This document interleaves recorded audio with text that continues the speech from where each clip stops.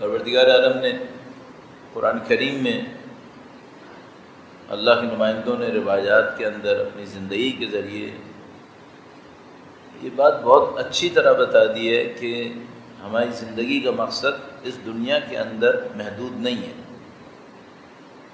دین میں جو تعلیمات کامن ہوتی ہے، مشترک ہوتی ہیں، ان میں سے ایک یہی ہے کہ بھئی زندگی یہاں پہ ختم نہیں ہونے والی، زندگی بہت طولانی ہے، خالدین فیہا ہے، ہمیشہ زندہ رہیں گے۔ یہ اتنا بڑا اصل ہے، اتنی بڑی حقیقت ہے کہ یہ دین کے ہر پہلو میں اس کی دخالت موجود ہے۔ تو اگر کوئی خدا نہ کرے دین کو سمجھنے کی کوشش کرے اور اس اصل کو اپنی نظر میں نہ رکھے تو 100% گارنٹی سے کہہ سکتے ہیں یہ دین کو سمجھ ہی نہیں سکتا تھا۔ دین میں جو کچھ ہے وہ اس حقیقت کے اوپر مبنی ہے۔ اور حقیقت کیا ہے؟ حقیقت یہ ہے کہ ہم انسان اس دنیا کے لیے خلق نہیں کیے گئے۔ اس دنیا میں زندگی گزارنا ہے 50-60 سال، 70-80 سال، کم زیادہ۔ اس دنیا کے لیے تعلیمات دی ہیں خدا نے، یہاں پہ کیا کرنا ہے۔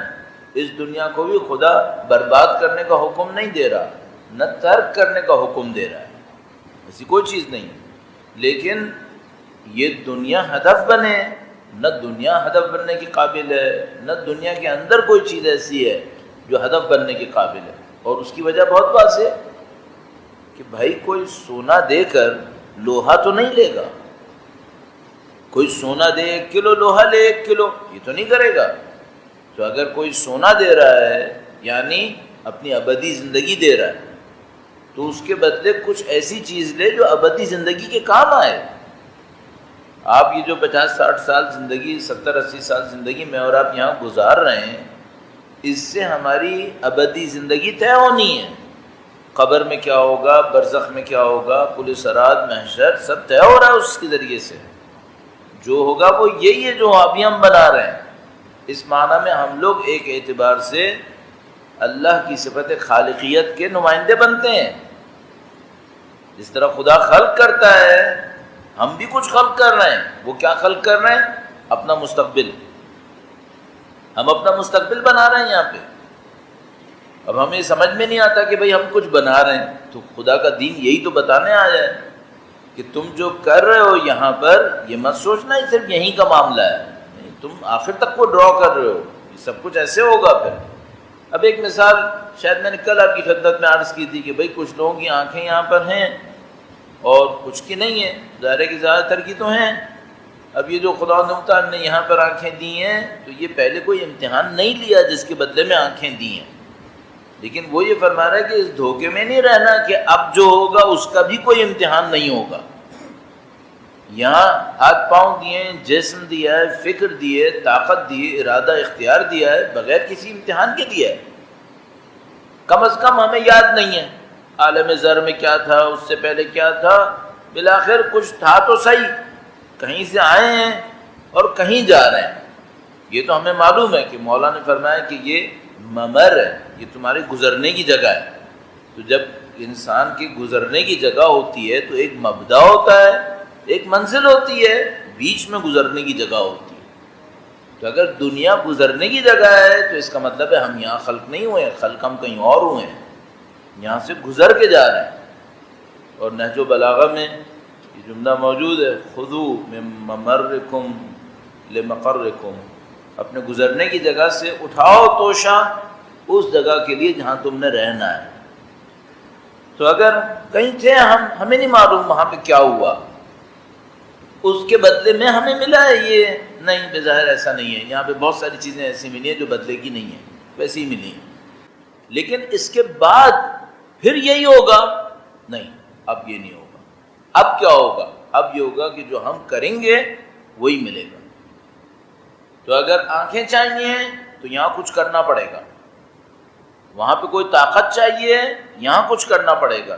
اب اس کی ایک مثال تو میں عرض کر چکا ہوں، ایک اور طرح سے بھی بیان کرتے ہیں۔ درود بھیجے گا محمد و آل محمد، اللہم صلی علی محمد آل محمد عجل فرجہم۔ آپ نے یقیناً اللہ کے نبی کی وہ روایت بچپن سے سنی ہے، کچھ روایتیں ایسی ہیں اللہ کے نبی کی جو ہم لوگوں نے بچپن سے سنی ہیں، انما الاعمال بالنیات، عمل کا دار و مدار نیت پر ہے، بچپن سے سنتے آ رہے ہیں۔ مسلمان ملک میں ہونے کا یہ فائدہ ایک یہ ہوتا ہے کہ پرائمری اسکول سے اسلامیات کے سلیبس کو پڑھتے پڑھتے 4 چیزیں دماغ میں پڑھی جاتی ہیں، صفائی نصف ایمان ہے، جنت ماں کے پاؤں کے نیچے ہے، اور اعمال کا دار و مدار نیت کے اوپر ہے، یہ سب کو رٹ جاتا ہے۔ عمل کرے یا نہ کرے اللہ جانتا ہے، وہ کہانیاں اس میں بہت ہیں۔ تو آپ کو پتہ ہے عمل کا دار و مدار نیت پر ہے۔ اچھا، اب ہم لوگوں نے یوں سمجھا ہے اس کو کہ بھائی جب میں نماز پڑھنے کھڑا ہوا اور اگر میں نے نیت نہ کی تو یہ رکن واجب مجھ سے مس ہو گیا تو میری نماز خراب ہو گئی۔ بات صحیح ہے کہ بھائی واجب جو رکن ہے نماز کے اندر وہ آپ نے مس کر دیا ہے۔ اس کو ہم لوگ جب پڑھتے تھے وہاں پر تو سمجھانے کے لیے کہتے تھے قنطرس، قاف نون تے را تا را سین، تو قنطرس کہتے تھے قیام متصل برکوع، نیت، اور اس کے بعد رکوع سجدے اور سب، تو یہ کہتے تھے بھائی یہ واجبات میں سے ہے۔ تو اب یہ اگر مس کر دی کسی نے نیت تو کیا ہوگا؟ آپ کی نماز خراب ہو گئی۔ اچھا، اگر کسی نے نیت مس نہیں کی ہے، کہا اس نے ذہن میں کنسیڈر کیا تھا اللہ کے لیے پڑھ رہا ہوں، لیکن بیچ میں ریاکاری کر گیا، صحیح ہے، تو نماز باطل ہو گئی کیا؟ نہیں، نماز باطل نہیں ہوئی۔ تو پھر وہ نیت کا دار و مدار کس پر ہے؟ یہ جو آئی تھی روایت کہ انما الاعمال بالنیات، تو وہ اب یہ کون سی دار و مدار ہے؟ ابھی نماز باطل ہوئی کیا؟ کوئی نہیں کہہ رہا نماز باطل ہوئی ہے، تو یہ کیا ہوا؟ تو ہم کہتے ہیں شاید فقہی لحاظ سے باطل نہیں ہوئی ہے، لیکن اب اس کا ثواب نہیں ہے، اس کا ثواب نہیں، کیونکہ ریاکاری حرام ہے۔ اگر کوئی شخص شرک کرتا ہے ثواب کے اندر، نماز کی نیت کے اندر، تو یہ صحیح نہیں ہے، اس کی نماز قبول نہیں ہوگی۔ اچھا، نماز قبول نہیں ہوگی، ایک اکاؤنٹ اس نے کھولنا تھا نماز پڑھ کے ثواب کا، وہ ثواب کا اکاؤنٹ نہیں کھولا، بس نہیں، اب کچھ اور بھی ہوا ہے۔ وہ کیا ہوا ہے؟ اس نے اس نیت میں کس کو رکھا تھا اپنے نظر میں اللہ کے سوا؟ مثلا اس نے اپنی نیت میں رکھا تھا کہ فلاں آدمی دیکھے کہ میں کیسی نماز پڑھ رہا ہوں، ریاکاری کی۔ اچھا، اب یہ جو اس نے عمل کیا ہے، جس کی نیت خراب تھی، یہ عمل جائے گا قیامت کے دن برزخ میں۔ عمل مٹ جائیں گے کیا؟ نہیں، عمل اچھے ہوں یا برے ہوں، عمل نہیں مٹیں گے، ختم۔ کوئی یہ نہیں سوچے میں نے نماز ریاکاری کے ساتھ پڑھی تو اکاؤنٹ نہیں کھلا، بیلنس میں کچھ نہیں گیا، نہیں، بیلنس میں گیا ہے، نیگیٹو گیا ہے۔ یہ نہیں ہے کہ عمل مٹ جائیں گے، بھائی اگر مٹنے ہوتے غلط عمل تو من یعمل مثقال ذرۃ شرا یرا، تو وہ شرا یرا کہاں سے آئے گا پھر اگر مٹ نہیں تھا؟ کوئی چیز مٹنے والی نہیں ہے، اچھا کیا ہے وہ بھی زندہ ہے، برا کیا ہے وہ بھی زندہ ہے۔ تو اب میں نے اگر خدا نہ کرے ایک نماز پڑھی جس کے اندر نیت میری غلط ہو گئی، اب یہ قیامت کے دن جب آئے گا تو اس کا کیا ہوگا پھر؟ تو اس کا جواب میں کہتے ہیں کہ جتنی نماز، جتنے بھی اعمال ہیں آپ کے، یہ اعمال خدا مجسم کرے گا۔ اگر نماز خدا کے لیے ہوتی ہے تو اس کا ایک تجسم ہے، مثلا خوبصورت، ہمدرد، یہ وہ۔ اچھا، اگر خدا کے لیے نہیں ہوتی تو وہ کیا ہے پھر؟ نہیں معلوم۔ اگر کوئی چیز خدا کے لیے نہیں ہوتی تو کیا بنتا ہے پھر؟ نہیں معلوم، شاید کوئی کتا بنتا ہے، کوئی جانور بن جاتا ہے۔ اچھا، اگر خدا کے لیے ہوتی ہے تو کوئی مجسم نورانیت ہوتی ہے، وہ حتیٰ ہمارے پاس روایت میں ہے کہ قبر میں اترتی ہے، برزخ میں وہ نورانی وجود جو ہم نے خلق کیا اپنی نماز کے ذریعے سے، وہ روایت میں ہے کہ قبر میں اترے گا، برزخ میں انسان کے پاس آئے گا اور وہ لڑے گا اس کے لیے، دشمن سے، اس کے دشمن سے، شیطانوں سے لڑے گا کہ یہ اس نے مجھے خلق کیا ہے، میں اس کی دفاع کے لیے آیا ہوں۔ اچھا، اس نے جو گند خلق کیا ہے یہ کیا کرے گا؟ جو اچھا وجود ہے وہ پہچانتا ہے کہ میرا خالق یہ ہے، مجھے اس کے ساتھ رہنا ہے، وہ اس کو ڈیفینڈ کرے گا۔ وہ جو گند خلق کیا ہے وہ کیا ہے؟ وہ نہیں پہچانتا کس نے خلق کیا ہے، وہ بھی جانتا ہے، وہ کہاں جائے گا؟ وہ بھی اسی کے پاس آئے گا۔ برزخ میں اس کے ساتھ رہنا پڑے گا. تو ایسا نہیں ہے کہ اگر میں ایک غلط کام کروں گا تو پازیٹو اکاؤنٹ نہیں کھولا. نہیں، پازیٹو اکاؤنٹ نہیں کھولا ہے، نیگیٹو کھولا ہے. اب اس کو جھیلنا ہے. تو یہ جو مثال کے طور پر ہمارے یہاں کہتے ہیں قبر کے اندر کسی کے بچھو ہوں گے، کسی کے سانپ ہوں گے، کسی کے درندے ہوں گے، کسی کے وحشی ہوں گے، یہ کہاں سے آئیں گے؟ یہ ہماری خلق ہے، یہ ہم نے خلق کیے ہیں. ہم ابھی بھی خلق کر رہے ہوں گے، ہر وقت خلق کرتے ہیں ہم لوگ. جو خلق کر رہے ہیں یہ ہمیں ملے گا. من یعمل مثقال ذرۃ ذرۃ. تو یہ معاملہ ہے برزخ کا، یہ معاملہ ہے آخرت کا.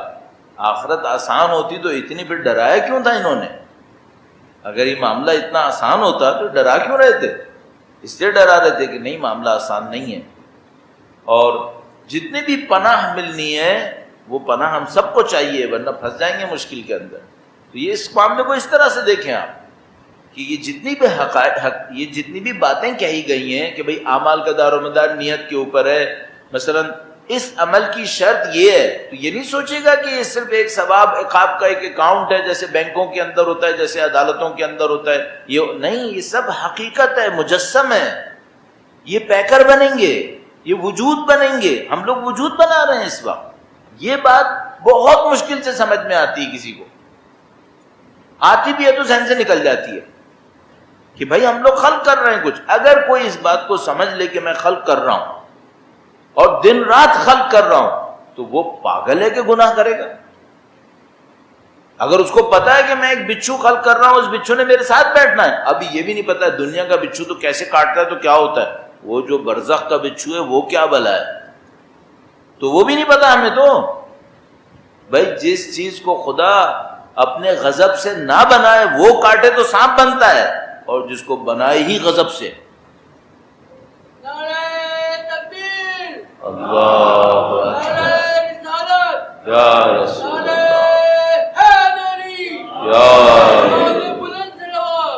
اللہم صلی علی محمد وآل محمد وعجل. اب اس حقیقت کو دیکھو اور وہ بے احتیاطیاں دیکھو جو ہماری زندگی میں جاری ہیں. کوئی جھوٹ بولنے میں رک نہیں رہا ہے، کوئی ادھر ادھر کی باتیں فضول کرنے میں رک نہیں رہا ہے، کوئی گالیاں دینے میں رک نہیں رہا ہے. بندے خدا جو ایک ایک گالیاں دے رہے ہو، اس کے پیچھے خلق ہو رہی ہیں چیزیں. یہ جو دوسروں کی عزتیں پامال کر رہے ہیں، اس کے پیچھے کچھ خلق ہو رہا ہے. مثلا خدا نہ کرے نعوذ باللہ تعالیٰ، اگر میں نے کسی کی نعوذ باللہ تعالیٰ زندگی میں مصیبت ڈالی ہوئی ہے، مثلا میری وجہ سے کسی کا دل ڈپریس ہوا ہے، میں نے ایک بات کہی ہے، یہ ہوا وہ ہوا. اب یہ سمجھ لو کہ میں نے ایک بندہ خلق کر دیا ہے، اس کے ہاتھ میں چاقو ہے، جتنی دیر میں نے اس کا دل توڑا ہے اتنی دیر یہ مجھے چاقو سے اذیت کرے گا. اب کیا ہونا ہے؟ اب سوچ لو یہ ہونا ہے. یہ ہم لوگوں نے نہیں سوچا ہوا. ہمیں صرف قیامت کا یہ پتا ہے، ایک دن آئے گا جب سب تباہ ہو جائے گا، بس ایک میدان ہوگا. یہ اتنا آسان نہیں ہے. یہ سب چل رہا ہے، ابھی ساتھ چل رہا ہے. اس کو اس طرح سوچے، پھر سمجھ میں آتا ہے کہ مولا ہمیں دعائے مکارم الاخلاق دے رہے ہیں. یہ کیوں دے رہے ہیں؟ وہ اس جہنم سے بچانے کے لیے، اس سختی سے بچانے کے لیے جو اس دنیا کے بعد فوراً ہمارے آنکھوں کے سامنے آنے والی ہے. اور مرنے سے کچھ دیر پہلے شروع ہو جائے گا معاملہ، دکھائی دینا شروع ہو جائے. ابھی بھی چل رہا ہے، دیکھ نہیں رہے ہم لوگ، لیکن چل رہا ہے. البتہ الحمدللہ کچھ خوش قسمت لوگ ہوتے ہیں جن کو دکھائی بھی دیتا ہے، کچھ خوش قسمت ہوتے ہیں جن کو خدا دکھا دیتا ہے تھوڑی دیر کے لیے. کچھ خوش قسمت ایسے ہوتے ہیں جو یہاں زندہ ہوتے ہیں، وہاں پہ بھی زندگی گزار رہے ہوتے ہیں، دونوں جگہ زندہ ہوتے ہیں. یہ سب خدا کے معاملات ہیں. اللہ انشاءاللہ عاقبت پہ خیر فرمائے انشاءاللہ تعالی. درود بھیجے گا محمد و آل محمد. صلی علی محمد و آل محمد وعجل فرجهم. چند جملے بول کر متصل کرتا ہوں آج کے ٹاپک سے، اور جو آج کوٹیشنز لگا کے آیا ہوں وہ آپ کی خدمت میں عرض کروں گا. درود بھیجے گا محمد و آل محمد.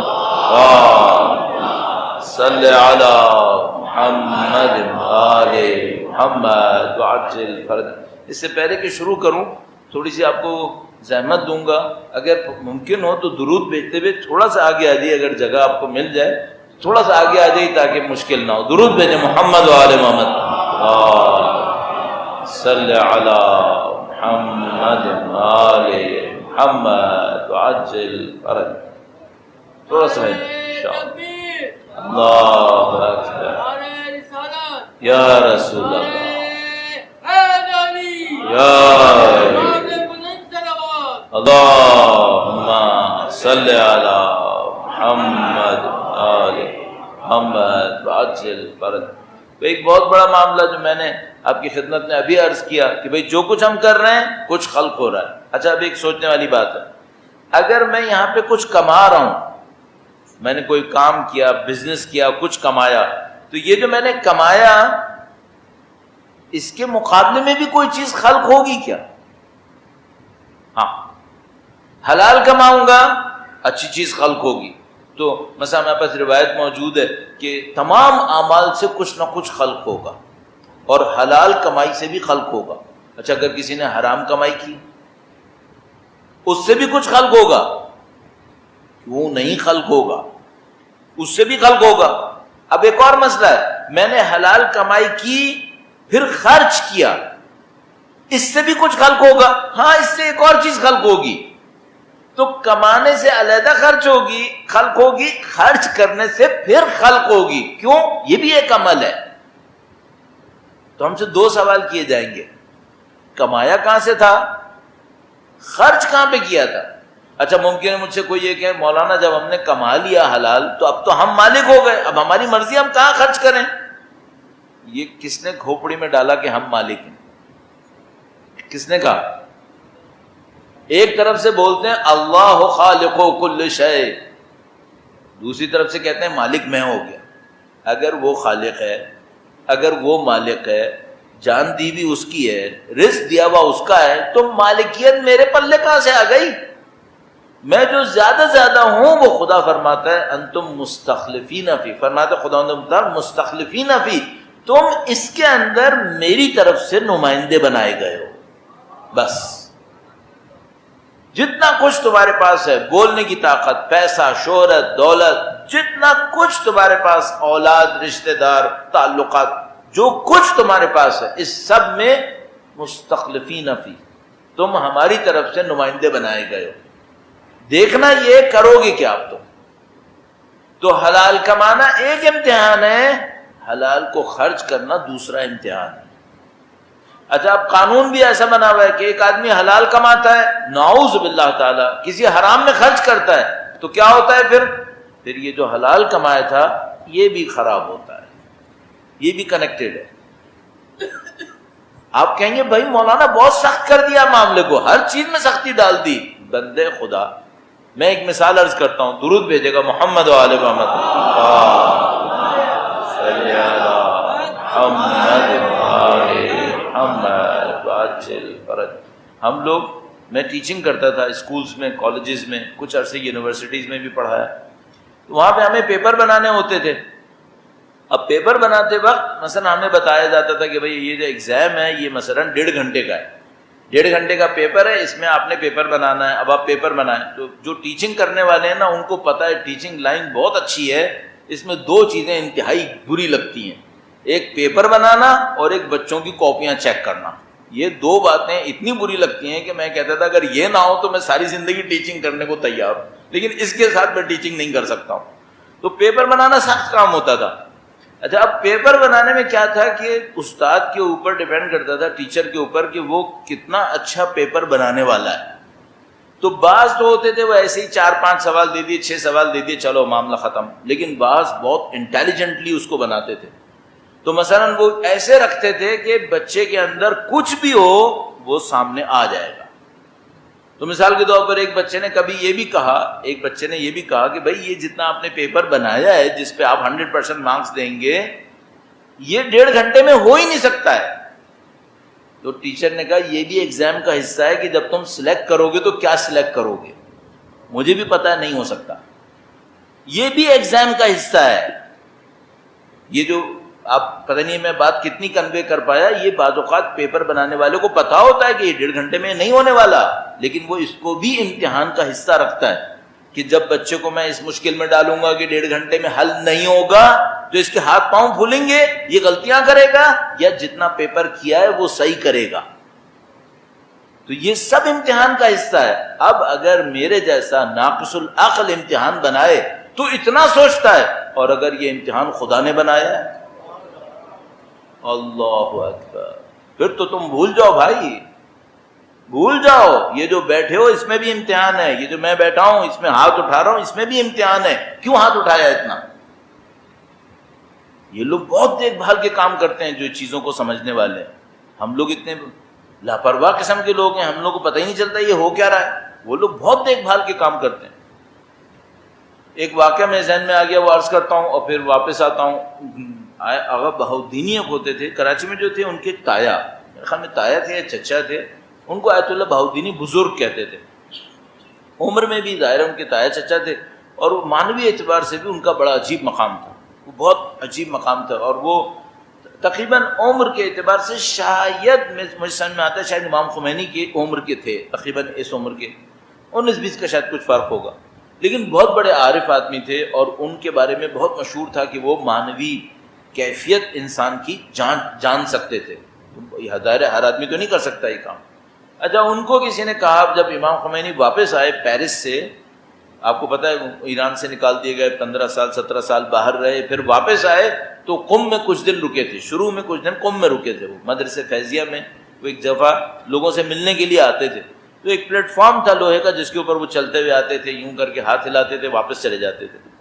تو آغا بہاؤدینی جب آئے بزرگ ان سے ملنے کے لیے، تو کہنے لگے کہ لوگوں نے کہا کہ بھئی آپ اندر جائیں، کیونکہ جو بڑے بڑے آیت اللہ آتے ہیں وہ اندر جاتے ہیں ملنے کے لیے، کہنے لگے نہیں میں اندر نہیں جاؤں گا، پہلے میں باہر کھڑا ہوں۔ انہوں نے کہا بھئی باہر اچھی بات نہیں ہے، باہر تو عوام کھڑی ہوتی ہے، پبلک کھڑی ہوتی ہے، تو آپ اندر آئیں۔ تو انہوں نے کہا نہیں میں باہر کھڑا رہوں، مرضی آپ۔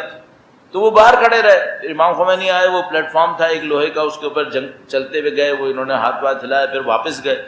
اندر جب چلے گئے تو آیت اللہ بہاؤدینی نے کہا کہ اب میں اندر جاؤں گا ملنے کے لیے۔ ہم تو پہلے ہی آپ سے کہہ رہے تھے کہ بھئی اندر چلیں، آپ نہیں ملنے گئے، اب چلیں، آپ چلتے ہیں۔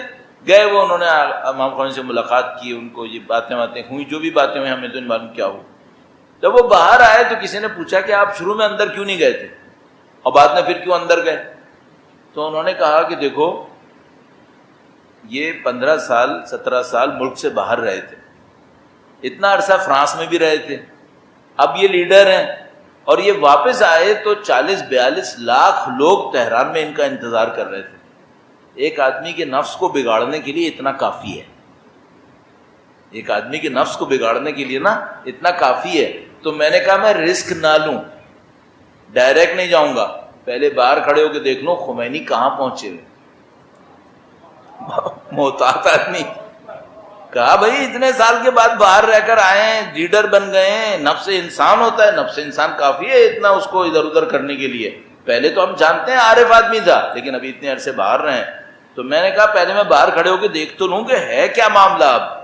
تو انہوں نے کہا پھر کیا ہوا؟ کہ نہیں یہ بندے خدا ہاتھ بھی اٹھا رہا تھا نا تو اللہ سے کہہ رہا تھا خدا قربتاً الی اللہ، قربتاً الی اللہ، پھر ہاتھ اٹھا رہا تو قربتاً الی اللہ کر رہا۔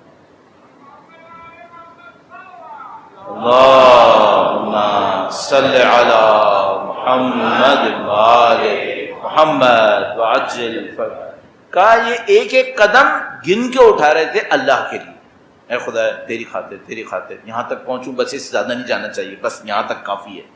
پھر ہاتھ اٹھانے لگے تو خدا سے کہنے خدا تیرے بندوں کی خاطر ہاتھ اٹھا رہا ہوں، اس سے زیادہ نہیں اٹھاؤں گا، بس اتنا کافی ہے۔ تو کہنے کہ مجھے تو ڈر یہ لگا کہ یہ پلک جھپکتے وقت بھی نیت کریں گے کہ اب یہ بھی قربتاً الی اللہ ہو، اس حد تک قربتاً الی اللہ۔ کہنے کہ پھر مجھے سمجھ میں آیا کہ نہیں اب مجھے اندر جانا چاہیے، جا کے ملنا چاہیے۔ یہ لوگ محتاط لوگ ہیں، ان کو پتہ ہے خلق کر ایک سیکنڈ بھی خراب چیز نہ بنائے۔ اچھا کارخانہ بری پروڈکٹ نہیں بنائے گا، ہم لوگ کارخانے ہیں، وہ گندی پروڈکٹ کتنی بنائی، اچھی پروڈکٹ کتنی بنائی اللہ جانتا ہے۔ ابھی جا کے جب ہماری دکان کھلے گی تب پتہ چلے گا وہاں پہ کیا پڑا ہے۔ درود بھیجیں محمد و آل محمد۔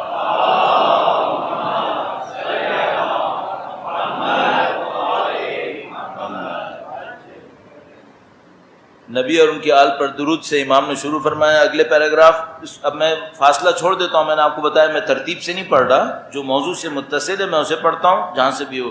تو اب یہ ایک اور پیراگراف ہے اور درود سے شروع ہوا ہے. میں رزق کے اوپر پڑھنا چاہ رہا ہوں، جو میں نے ابھی کہا کہ بھائی کمایا کہاں سے ہے، خرچ کہاں پہ کیا ہے، اس کے حوالے سے چند جملات امام نے ارشاد فرمائے. ایک بار پھر مولا امام چہارم کی ذات گرامی پر، ان کے خاندان مطہرہ پر درود بھیجیں. محمد و آل محمد صلی علی محمد آل محمد عجل. اللہم صلی علی محمد آل محمد وقفنی معونۃ الاکتساب وارزقنی من غیر احتساب. خدایا مجھے کسب معیشت کے رنج و غم سے بے نیاز کر دے. کسب معیشت کے رنج و غم سے بے نیاز کر دے. کیا مطلب؟ امام کہہ رہے ہیں کہ خدایا میرے اوپر من و سلوہ نازل کر دے. اگلا جملہ بھی دیکھیے، امام نے فرمایا وارزقنی من غیر احتساب، مجھے رزق دے بغیر شمار کیے ہوئے. تو امام نے یہ کیا کہا کہ بھائی مجھے کسب معیشت کے رنج و غم سے بے نیاز کر دے. کیا مطلب؟ نہ کہ مجھے کسب معیشت کے لیے زحمت نہ اٹھانی پڑے، نہیں، اس کی زحمت مجھے رنج نہ لگے، میں اس کو زیادہ اہمیت ہی نہ دوں. آ گیا تو آ گیا، نہیں آیا تو نہیں آیا. اگر کسی کے ہاتھ میں پیسہ ہوتا ہے نا اور وہ لوگوں سے کہتا ہے مجھے کسی کی پرواہ نہیں ہے، مجھے کسی کی پرواہ نہیں ہے، تو اصل میں اس کو کس کی پرواہ ہے؟ اس پیسے کی جو اس کے ہاتھ میں ہے. ذرا اس سے پیسہ نکال لو، اس سے پوچھو اب تجھے پرواہ ہے یا نہیں ہے. جس کے ہاتھ میں ہے وہ تو بولتا رہے گا میں کسی کو نہیں کاؤنٹ کرتا. کوئی آتا ہے جائے، آتا ہے آئے، جاتا ہے جائے، کوئی ناراض ہوتا ہے ناراض ہوتا رہے. چونکہ بیٹا ابھی تمہارے ہاتھ میں پیسہ ہے، تمہیں یہ پیسہ بول رہا ہے، ابھی کل یہ پیسہ نہ ہو پھر دیکھنا پڑے گا اب تمہارے پاس کتنی طاقت پڑی ہے. ہاں اگر کسی کے پاس نہیں ہے اور اس کے بعد اس کو پتا ہو کہ یہ میری زندگی کا مقصد بھی نہیں ہے، یہ میری زندگی کا مقصد نہیں ہے، زندگی کا مقصد کچھ اور ہے. آتا ہے آئے، نہیں آتا نہیں آئے، اتنا ہو جائے کہ میں اپنی زندگی گزاروں، یہ بات ہے. پھر امام فرما رہے ہیں ایسی جگہ پہ پہنچ جاؤ کہ تمہیں یہ چیزیں زندگی میں عذاب نہ لگیں کہ بھئی تم کس مشکل میں پھنس گئے، دوسروں کے پاس اتنا ہے میرے پاس کیوں نہیں ہے. اس بات سے نکال دو اپنے ذہن کو. اللہم وقفنی معونۃ الاکتساب، خدایا مجھے کسب معیشت کے رنج و غم سے بے نیاز کر دے، بے حساب روزی عطا فرما. اب یہ جملے بہت سوچنے سمجھنے والے ہیں، ظاہر امام کا کلام ہے وہ کہ بے حساب روزی عنایت فرما. امام کیا دولت کی بات کر رہے ہیں؟ ہمیشہ اپنے ذہن میں ایک جملہ ذہن میں رکھ لیجیے گا جو مجھے سمجھ میں آیا ہے، رزق دولت نہیں ہے، رزق کچھ اور ہے. اگر آپ کی کمائی آپ کو خدا کے نزدیک لے جائے یہ رزق ہے، ورنہ یہ دولت ہے، پھر یہ رزق نہیں ہے. آپ کی کمائی خدا کے نزدیک لے جائے، 10 سکے کماؤ خدا کے پاس جاؤ. اگر کوئی 10 سکے کمائے خدا کے پاس جا رہا ہے یہ اس کی روزی ہے، یہ اس کا رزق ہے. لیکن خدا نہ کرے لاکھ کمائے، ملین کمائے اور خدا کی طرف نہ جائے، اس کا مطلب ہے یہ دولت ہے. یہ وہ جو قارون کو بھی ملی ہے، فرعون کو بھی ملی ہے. روزی اور رزق خدا بندوں کو دے رہا ہے. البتہ رزق کو کبھی دو مفہوم میں استعمال کیا جا سکتا ہے، لیکن اصل رزق خدا نے مطلب اس انداز میں دیتا ہے. وَارْزُقْنِي مِنْ غَيْرِ احتساب. اب امام اس کا اثر فرما رہے ہیں، فَلَا أَشْتَغِلْ عَنْ عِبَادَتِكَ بِالطَّلَبِ. خدایا بے حساب روزی عنایت فرما تاکہ تلاش معاش میں الجھ کر تیری عبادت سے روگردانی نہ کروں. ایسا نہ ہو کہ میں تلاش معاش میں ایسا پھنسوں کہ میں تیری عبادت سے بھی دور چلا جاؤں، یہ نہیں ہونا چاہیے. تو مثال کے طور پر اگر مجھے چیک کرنا ہے نا کہ میری کمائی بڑھ رہی ہے، یہ کمائی صحیح بڑھ رہی ہے یا غلط بڑھ رہی ہے، تو دیکھو میری عبادتوں میں لطف آ رہا ہے یا نہیں آ رہا. پہلے وقت پہ نماز پڑھتا تھا، اب وقت پہ پڑھتا ہوں یا نہیں پڑھتا ہوں. توجہ سے پڑھتا تھا، ابھی توجہ رہی یا نہیں رہی. بہت بڑا ایک مسئلہ، پہلے میرے دل میں پیسے کی اتنی محبت نہیں تھی، اگر زیادہ پیسہ آ رہا ہے تو کہیں محبت تو نہیں بڑھ رہی. پہلے لوگ مجھے احترام دیں یا نہیں دیں میرے لیے اتنا اہم نہیں تھا، اب کہیں ایسا تو نہیں کہ مجھے احترام بہت اہم لگنے لگا ہے. یہ سب باتیں کاؤنٹ ہوں گی، پھر پتہ چلے گا کہ یہ پیسہ جو آیا یہ رزق ہے یا یہ دولت ہے جو آ گئی ہے، اس کے بعد سمجھ میں آئے گا صاحب۔ پہلے میں کسی کی مشکل کو دیکھتا تھا، بے چین ہوتا تھا، مثلا ابھی پرواہ بھی کرتا ہوں یا نہیں کرتا ہوں، کیا ہو رہا ہے میرے ساتھ، ان تمام چیزوں کو دیکھ لیں پھر پتہ چلتا ہے۔ کوئی ایک ایسا نہیں ہے کہ ایک فارمولہ بن جائے گا، نہیں، یہ سب مل ملا کر ہے۔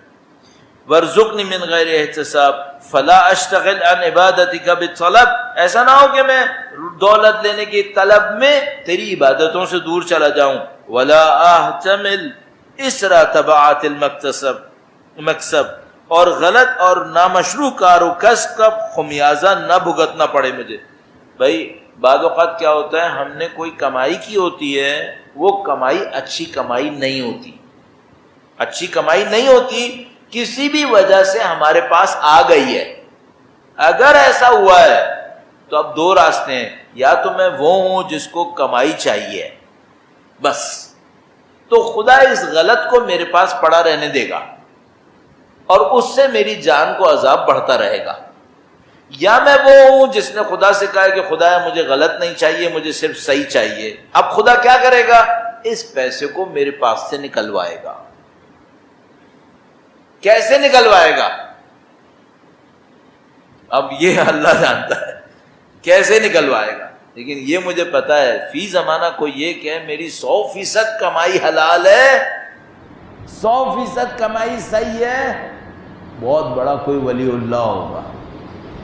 اس کا مطلب کیا ہے، کہیں نہ کہیں مکسنگ آئے گی، مکسنگ آئے گی، اس کا مطلب یہ ہے کہ بیٹا اب تیار ہو جاؤ، یا تو اللہ سے تم نے حلال مانگا تھا اور یہ مکس آیا ہے، اب اس کو خدا نکلوائے گا، اور اگر خدا نہ کرے نعوذ باللہ اسی پہ خوش ہو کہ جو آ رہا ہے آئے ھذا من فضل ربی کہہ کے کھا لیا، تو اب اس سے برے کے لیے تیار ہو جاؤ، اب اس سے برے کے لیے تیار ہو جاؤ۔ کیا مطلب اس سے برا کیا ہوگا، حلال و حرام کی تمیز ہی مٹ جائے گی،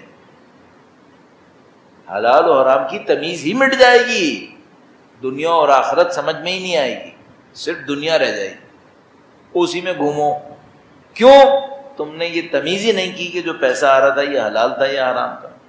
تو امام فرمانے خدایا مجھے ایسا نہ ہونے دے، فرمایا خدایا معیشت کی کسب معیشت کے غم رنج و غم سے بے نیاز کر دے، بے حساب روزی عنایت فرما، تاکہ تلاش معاش میں الجھ کر تیری عبادت سے روگرداں نہ ہو جاؤں اور غلط اور نامشروع کار و کسب کا خمیازہ نہ بھگتوں۔ خمیازہ کیا بھگتتا ہے انسان، اگر نیت پہ اچھا ہے تو خمیازہ یہ بھگتتا ہے کہ یہ واپس نکل جائے گا، اور اگر نیت پہ اچھا نہیں ہے تو خمیازہ کیا بھگتے گا، اب تمیز ختم ہو جائے گی، معرفت ختم ہو جائے گی، اللہ کی یاد دل سے آہستہ آہستہ مٹنا شروع ہو جائے گی، اور اس کی جگہ کیا جم جائے گا، پیسے کی محبت۔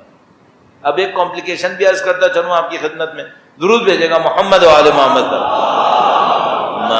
صلی علی محمد و آل محمد وعجل فرج۔ اچھا شیطان بڑا استاد ہے یا نہیں ہے؟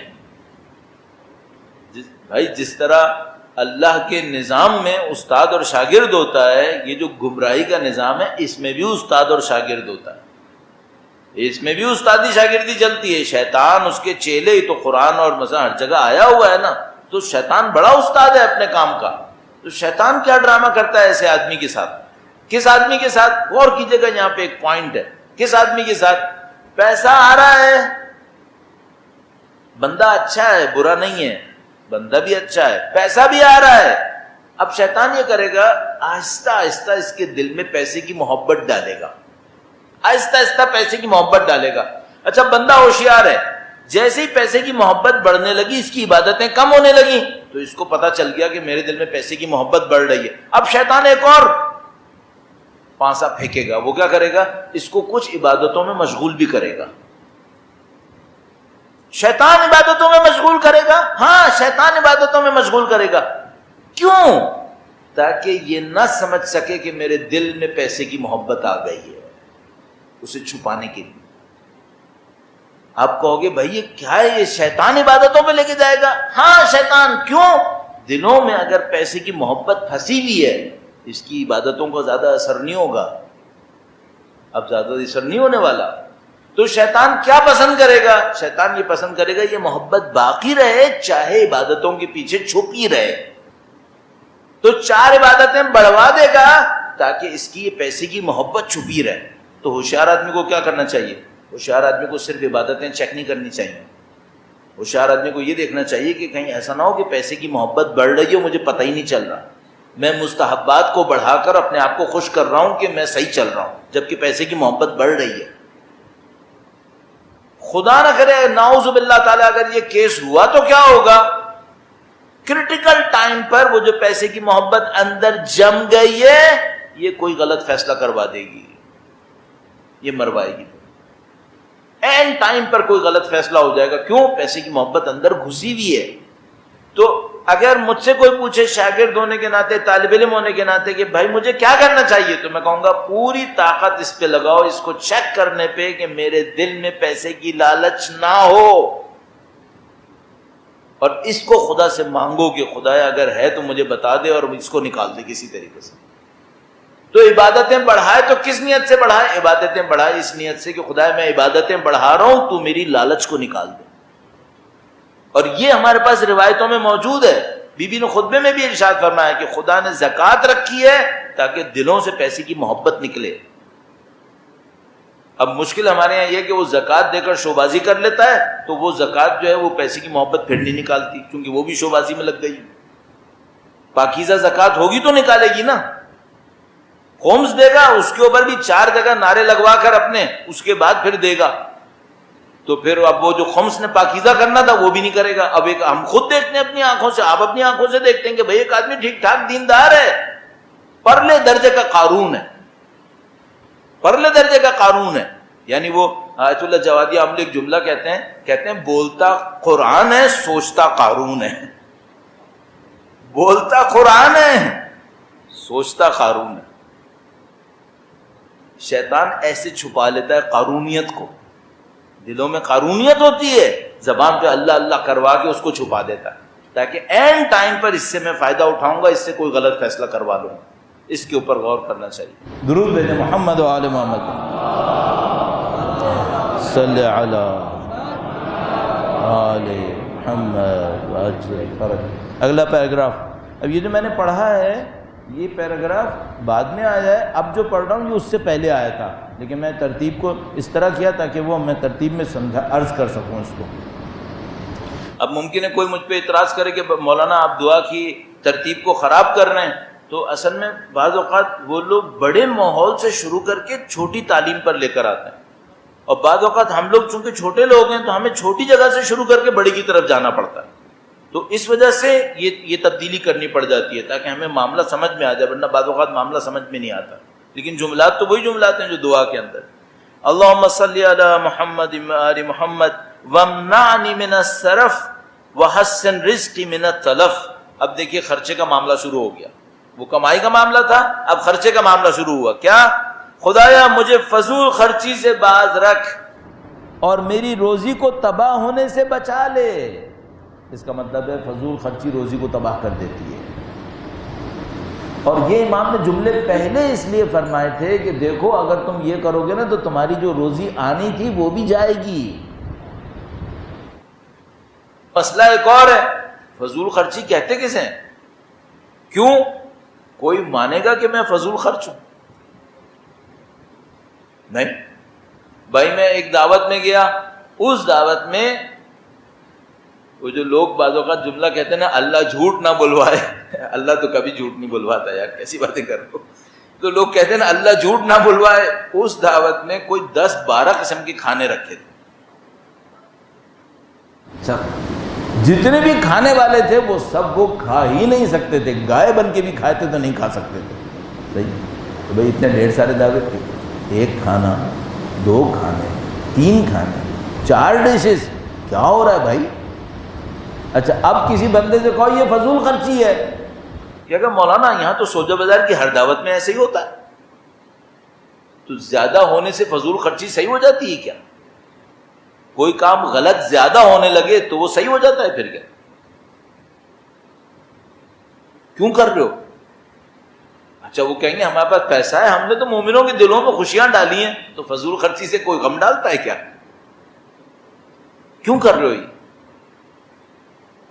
کھانے کو اتنی اہمیت کیوں دے رہے ہو؟ کیا ہم نے زندہ کھانے کے لیے یا کھانا کھاتے ہیں تاکہ زندہ رہیں؟ کس کے لیے؟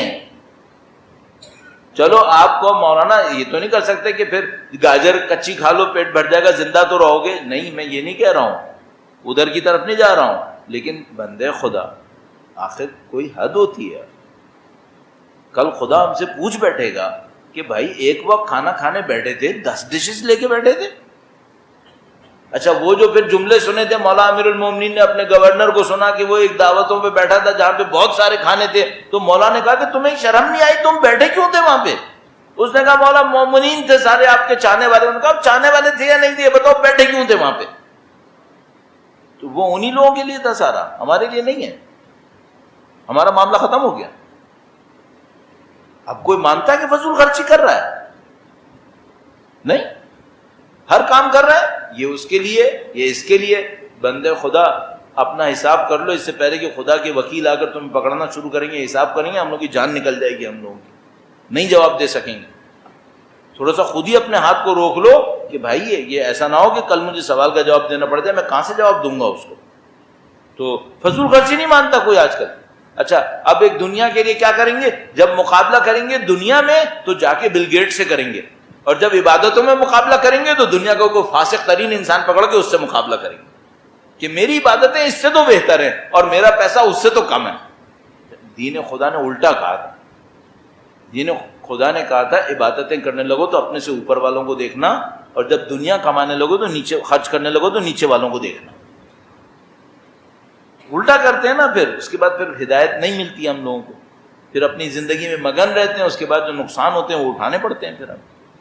تو فضول خرچی کو بھی اب سمجھاؤ۔ اب میں کتنا عرض کرتا ہوں کہ بھائی دیکھو، ایک ضرورت ہے، ایک سہولت ہے، اور ایک عیاشی اور آسائش ہے۔ ضرورت سے نکلو، سہولت تک پہنچو، عیاشیوں پہ مت جاؤ، سادہ کام پکڑ لو۔ اچھا جہاں سمجھ میں نہیں آ رہا وہاں رک جاؤ۔ بقول آقا بہجت کے فرماتے تھے اگر شبہ ہے تو احتیاط کر لو۔ مثلا ایک ڈش ضرورت ہے، 3 ڈشز سہولت ہے، 5ویں 6ٹی شبہ ہے تو رک جاؤ، 4 ڈشز کھلا لو۔ مثلا جہاں پہ تمہیں لگ رہا ہے کہ یہاں پہ شبہ ہو گیا ہے کہ یہ حلال ہے یا نہیں ہے، وہاں پہ رک جاؤ پھر نا، اس سے آگے کیوں جا رہے ہو؟ پھر اس کو کیوں اٹیمپٹ کر رہے ہو؟ اسی طرح زندگی کے ہر معاملے میں لے لو، زیادہ زیادہ کیا کرنا، وہ تھوڑا سا دبنا پڑے گا نا، اللہ کی خاطر قبول کر لو، رسک مت لو۔ بیماریوں میں کیسے رسک نہیں لیتا آدمی، کہتا ہے نہیں مجھے فلاں چیز کی بیماری ہے، میں یہ نہیں کھاؤں گا، اس کا پتہ نہیں ہے کیا ہے، اور اللہ کے حکم کی بندگی میں جو کرنا ہے کرتے رہو، کوئی بات نہیں ہے۔ وہاں تو کہتا ہے مجھے نہیں پتا یہ کیا ہے، میں نہیں کروں گا، وہاں پہ بھی تو کرو ایسے احتیاط۔ فرمایا کہ سن اے خدایا، مجھے فضول خرچی سے باز رکھ، اور میری روزی کو تباہ ہونے سے بچا، اور میرے مال میں برکت دے کر اس میں اضافہ کر۔ امام نہیں فرما رہے میرے مال میں اضافہ کر، نہیں، برکت دے کر اضافہ کر، بے برکتی میں نہ بڑھا دے۔ وَوَفِّرْ مَلَكَتِي بِالْبَرَكَةِ فِي، برکت کے ساتھ اس میں اضافہ فرما۔ اور برکت میں نے آپ سے عرض کی، برکت کسے کہیں گے؟ برکت اس کو کہیں گے کہ جو مال و دولت ہمیں اللہ کے نزدیک لے کے جائے، اللہ کے بندوں کے کام آئے، وہ برکت والی ہے۔ باقی سب ایسی ذخیرے ہیں، بینکس ہیں تیری، تب بینک بن جاتے ہیں۔ اور مجھے اس میں امور خیر میں خرچ کرنے کی وجہ سے راہ حق و ثواب تک پہنچا۔ امام فرما رہے خدایا میں تیری راہ میں بعض اوقات کام کرنا چاہتا ہوں نا، اور اچھی جگہ خرچ کرنا چاہتا ہوں، وہ بھی مجھے پتہ نہیں چلتا میں کیا کر گیا۔ وہ اس کی مثال کیا ہے؟ اس کی مثال یہ ہے، کسی نے مجھے لطیفہ سنایا، لطیفے ٹائپ کا، وہ دنیا میں ایک جگہ، میں نام نہیں لوں گا، اتنی احتیاط کروں گا کہ آپ کو بھنک بھی نہ پڑے کہ کہاں کا تذکرہ کر رہا ہوں۔ تو وہ دنیا میں ایک جگہ، ہمارا کوئی امام بارگاہ تھا، اس کا رینوویشن ہو رہا تھا، رینوویشن بھی بڑے اسکیل کے اوپر تھا، بڑا پیسہ لگنا تھا اس کے اندر۔ تو وہ کسی کو بلایا کہ بھائی تم، لوگوں کے درمیان ڈونیشن کی کمپین چلی کہ بھائی ڈونیشن رینوویشن ہونا ہے۔ تو وہاں پہ ایک آدمی کھڑا ہوا، اس نے کہا بند کرو، یہ میں ایک آدمی دے دوں گا۔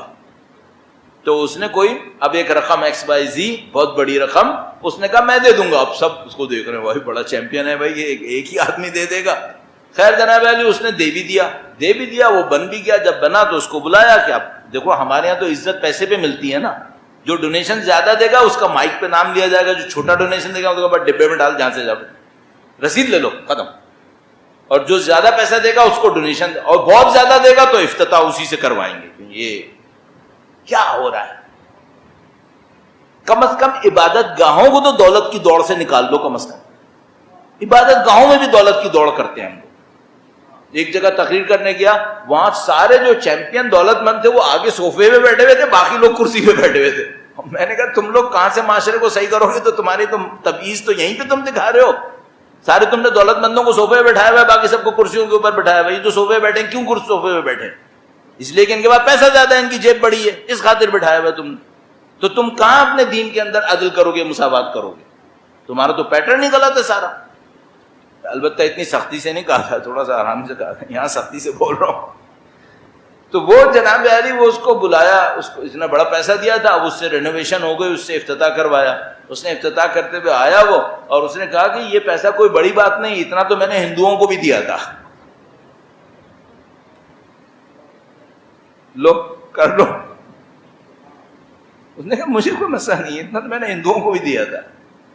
تو امام دعا مانگ رہے ہیں, خدایا پیسہ دے, اور جہاں کار خیر خرچ ہونا ہے نا اس کی بھی ہدایت دے کہ کہاں پہ خرچ ہونا ہے. ایسا نہ ہو میں اپنی نمائش کے اندر خرچ کرتا رہا ہوں, سمجھتا رہا ہوں کار خیر ہے کار خیر ہے. اس خاطر میں کہتا ہوں یہ تختیاں وختیاں مت لگواؤ, اس میں ریاکاری ہو جائے گی, معاملہ خراب ہو جائے گا. تو اس کی احتیاط کرنی پڑے گی. باہر اللہ بہتر کرے گا. درود بھیجو محمد و آل محمد.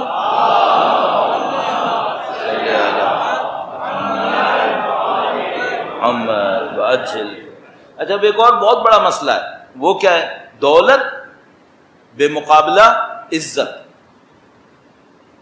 کبھی بھی ان دو چیزوں کو ایک دوسرے کے نزدیک مت رکھنا.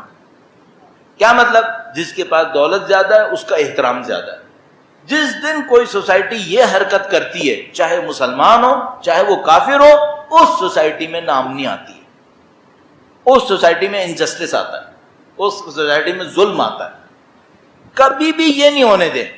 آپ اپنی اولاد کے اندر, میں اپنے بھائیوں کے اندر, سب اپنے خاندان کے اندر اس بات کا خیال رکھنا کہ عزت کا تعلق دولت سے نہیں ہے, احترام کا تعلق دولت سے نہیں ہے. ہاں میں یہ نہیں کہہ رہا کہ جو دولت مند ہے اس کی بے احترامی کرو, یہ بھی نہیں کہہ رہا ہوں. اس نے حلال کمائی ہے تو کیوں بے احترامی کریں, لیکن عزت اس اسکیل پر دو کہ جتنی دولت اتنی عزت, جتنا ڈونیشن اتنی عزت, جتنی کمائی اتنی عزت نہیں. یہ سب باتیں بالکل غلط ہیں.